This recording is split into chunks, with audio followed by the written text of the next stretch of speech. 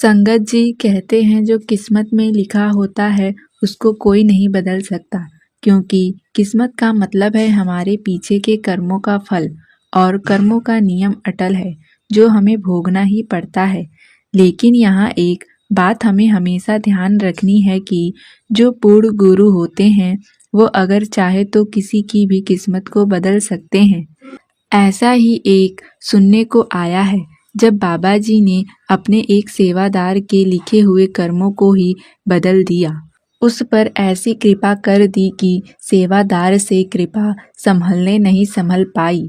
यूं समझ लो कृपा की बरसात होने लगी। आइए आपको पूरी बात विस्तार से सुनाते हैं। एक छोटे से घर में बहुत ही साधारण और एक बेटे का जन्म हुआ।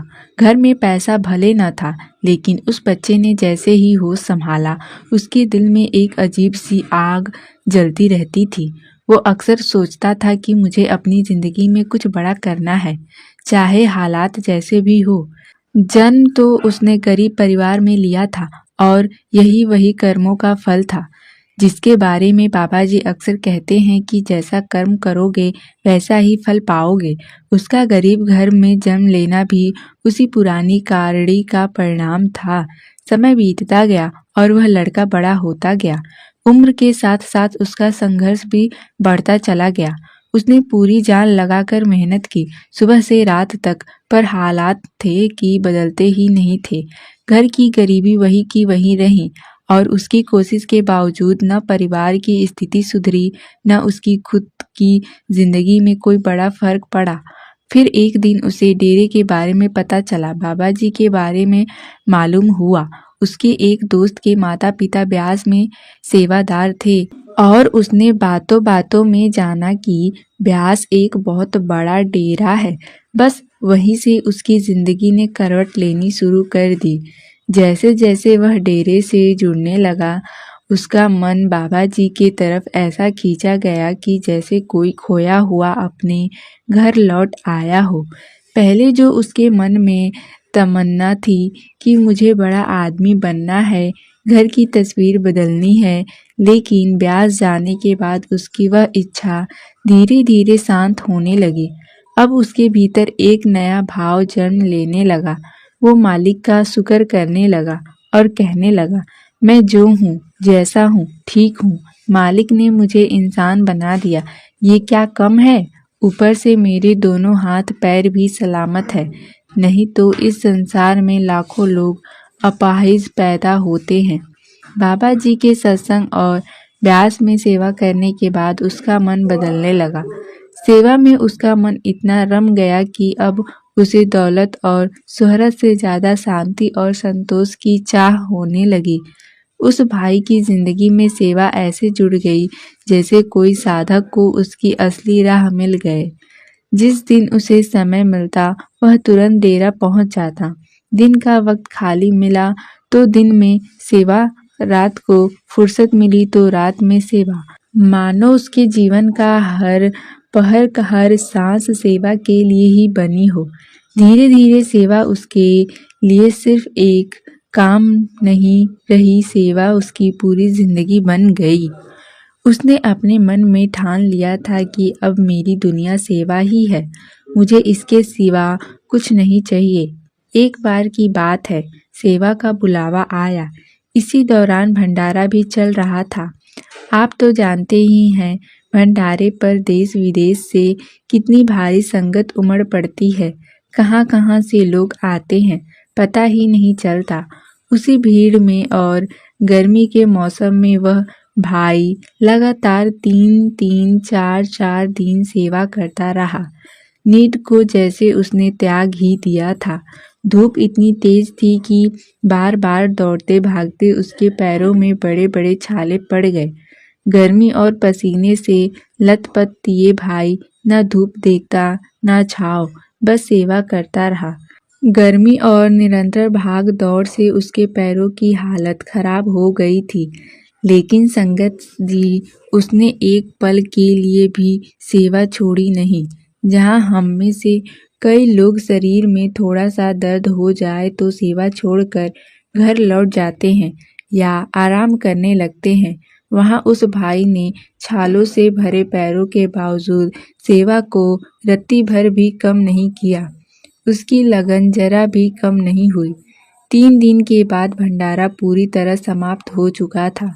सारी व्यवस्था सुचारू रूप से चल रही थी और संगत संतोष से भरी हुई थी। इतनी बड़ी भीड़ में हर किसी ने तन मन से सेवा की। बहनें, भाई, बुजुर्ग, जवान, कोई पीछे नहीं रहा। फिर बाबा जी ने सभी सेवादारों को बुलाया और दर्शन दिए। सेवादारों के साथ अलग से सवाल जवाब कार्यक्रम भी किया। बाबा जी अपनी कुर्सी पर स्टेज पर बैठे थे और सामने हजारों सेवादार बैठे हुए थे। उसी समय अनगिनत सेवादारों की भीड़ के बीच से बाबा जी ने अचानक उसी भाई का नाम पुकारा जिसके पैरों में छाले पड़ गए थे। अपना नाम जब उसने बाबा जी के मुख से सुना तो वह भाई वहीं ठिठक गया। उसकी आंखें भर आई क्योंकि उसने कभी पहले बाबा जी से सीधे बात नहीं की थी, न कभी उनके इतना निकट गया था। वह बस सेवा करता था और घर लौट जाता था। इससे ज्यादा उसकी कोई और चाह नहीं थी। और आज उसी भाई को बाबा जी स्वयं बुला रहे थे। यह उसके लिए किसी चमत्कार से कम नहीं था। जब वह धीरे धीरे चलकर बाबा जी के पास पहुंचा, तब जो बात बाबा जी ने सबसे पहले उससे कही वह दिल को छू लेने वाली थी। बाबा जी ने पूछा, बेटा, बहुत दर्द तो नहीं हो रहा? यदि ज्यादा तकलीफ है तो बता देना। संगत जी, उस क्षण उस भाई के आंसू रुक ही नहीं रहे थे, क्योंकि जिस बात का उसने किसी से जिक्र तक नहीं किया था, जिस दर्द को वह छुपा कर सेवा में लगा रहा, उसकी खबर भी बाबा जी को थी। उसने रूधे हुए गले से जवाब दिया, बाबा जी, दर्द कैसा? मुझे तो अब तो सेवा में और मजा आने लगा है। आपकी मेहर है कि मैं सेवा कर पा रहा हूँ। आपका दिया सब कुछ है, मुझे कुछ भी नहीं हो रहा। वह बार बार धन्यवाद कर रहा था कि सतगुरु ने उससे सेवा का अवसर लिया।